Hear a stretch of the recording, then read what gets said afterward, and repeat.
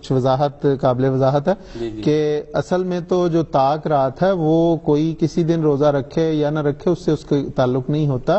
طاق رات وہی ہوگی کہ جب رمضان کا چاند نکلا اور رمضان شروع ہو گیا تو اس کا پہلا دن جو ہے وہ پہلی رات جو آئے گی وہ طاق ہوگی, دوسری جفت ہوگی.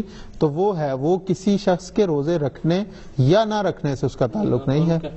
میرا خیال غالباً وہ یہ کہہ رہی تھیں کہ جیسے روزوں کا آغاز جو ہے وہ مختلف دنوں پہ ہوتا ہے تو اس کے نتیجے میں وہ گنتی جو ہے وہ بھی بدل جائے گی. ظاہر ہے وہ بدلے گی. ہر شخص کی جو طاق رات ہے جو درست ہے بات کہ اگر چونکہ حضور صلی اللہ علیہ وسلم نے بڑی اس میں ہدایت جو رہنمائی ہماری فرمائی کہ ہر مطلع کا چاند ہے اور حضور نے فرمایا ہر جو علاقہ ہے وہ اپنا چاند دیکھ کے رمضان کا آغاز کرے اور چاند دیکھ کے رمضان کا اختتام کرے.